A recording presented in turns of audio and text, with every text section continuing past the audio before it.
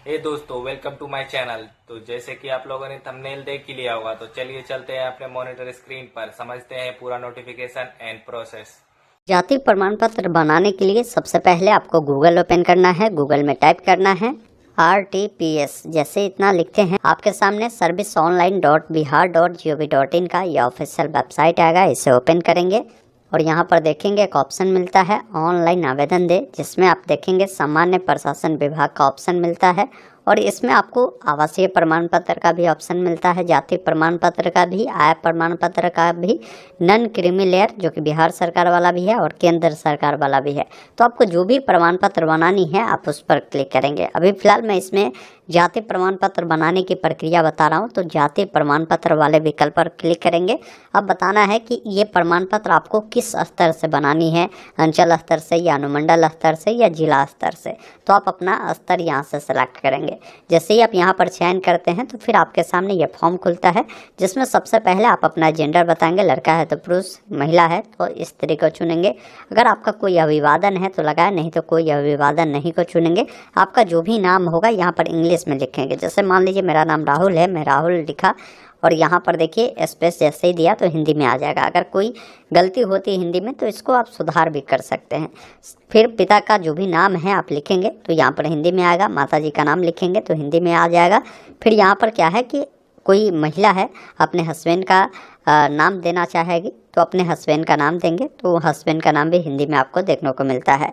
उसके बाद यहाँ पर देखेंगे आपसे बोला गया कि आप अपना मोबाइल नंबर दीजिए। ये मोबाइल नंबर जब देते हैं तो जब भी प्रमाण पत्र बन जाता है तो उस पर भी आपको मैसेज चला जाता है, लिंक भी भेज दिया जाता है। तो वही नंबर दे जो आपके पास हो।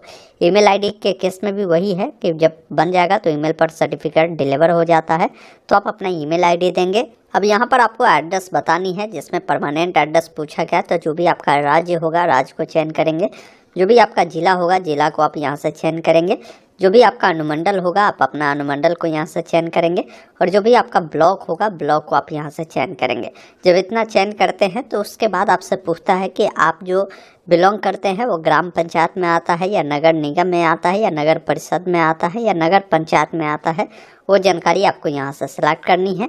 फिर जो भी आपका वार्ड नंबर है बताना है, पंचायत का नाम यहाँ से चुनेंगे, अपना गांव का नाम देंगे, पोस्ट ऑफिस चुनेंगे, जो भी थाना है आप थाना को चुनेंगे और आपका जो भी पिन कोड है वो पिन कोड बताएंगे। अगर आपका जो है ये प्रेजेंट एड्रेस और परमानेंट एड्रेस दोनों समान है तो इस चेक बॉक्स पर टिक करेंगे, ये दोनों फिल होगा। अब आपको नीचे आना है। यहाँ पर क्या है कि अपना पासपोर्ट साइज का फ़ोटो आपको अपलोड करना होगा, तो जो भी फ़ोटो है उससे अपलोड करेंगे। फिर पेशा पूछता है कि आप क्या करते हैं, आप उससे बताएंगे। फिर इसमें पूछा गया कि आप ये बताएं कि आप किस कैटेगरी से बिलोंग करते हैं, अपना कैटेगरी को चुनेंगे। उसके बाद यहाँ पर आपका जो भी जाति का नाम है देखने को मिलता है, आप जिस भी जाति से बिलोंग करते हैं उससे चयन करेंगे। आपका उपजाति जो भी है उससे आप चयन करेंगे। फिर नीचे आएंगे, उसके बाद जो कैप्चा कोड आपको मिल रहा है उससे फिल करना है और प्रोसीड वाले विकल्प पर क्लिक करना है। उसके बाद आपके सामने फॉर्म का प्रीव्यू आता है, जिसमें अपनी तमाम जानकारी को देखें। कोई जानकारी गलत है तो उससे अभी आप सुधार कर सकते हैं। जानकारी सही है तो ऑप्शन मिलता है अटैच इनरक्चर का, जिस पर क्लिक करना है। डिटेल गलत है तो एडिट भी आप कर सकते हैं या कैंसिल भी कर दोबारा से भी फॉर्म को फिल कर सकते हैं। मेरा सारा जानकारी सही है, मैं अटैच इनरक्चर पर क्लिक करूँगा। अब आपको यहाँ पर एक डॉक्यूमेंट देनी है। वो डॉक्यूमेंट आप अपना आधार कार्ड दे सकते हैं, अपना वोटर आईडी कार्ड दे सकते हैं, मनरेगा जॉब कार्ड दे सकते हैं, ड्राइविंग लाइसेंस दे सकते हैं, पैन कार्ड दे सकते हैं। तो जो डॉक्यूमेंट आप सपोर्टिंग डॉक्यूमेंट के रूप में लगाना चाहे उस डॉक्यूमेंट को आप यहाँ से सेलेक्ट करेंगे और डॉक्यूमेंट को यहाँ से अपलोड करेंगे।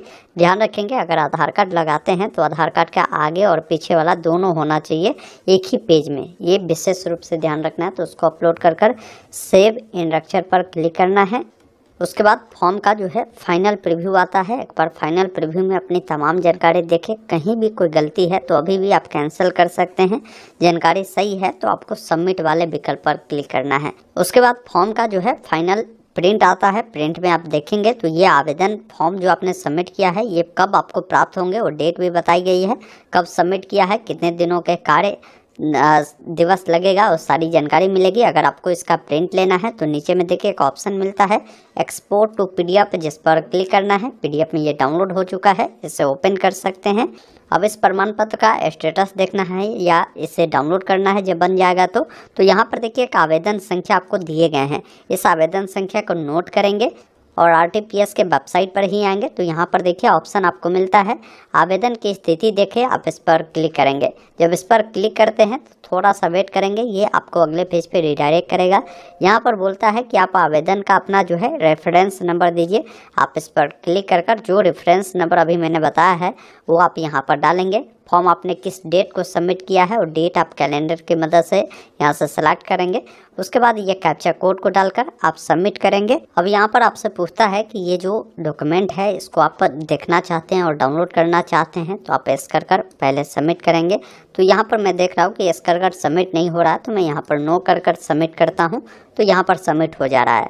अब सबमिट होने के बाद यहाँ पर देखिए बताया जाएगा कि आपका जो आवेदन है उसका स्टेटस क्या है। देखिए यहाँ पर क्लियर हो चुका है कि ये आवेदन जो है आपका कंप्लीट था, लेकिन अभी क्या है कि आपका आवेदन बन चुका होगा तो नीचे में क्या है कि डिलीवर आपको देखने को मिलेगा। तो डिलीवर अगर दिख रहा है तो इसका मतलब सर्टिफिकेट आपका ऑलरेडी बन चुका है। अगर आपका यहाँ पर कोई भी कारण होगा, रिजेक्ट होगा, तो ये सारी चीज़ें स्टेटस वाले में ही आपको देखने को मिलेगा। जब ये बन जाए तो डाउनलोड करने के लिए इसी वेबसाइट पर आना है और यहाँ पर ऑप्शन मिलता है सर्टिफिकेट डाउनलोड करें, जिस पर क्लिक करना है।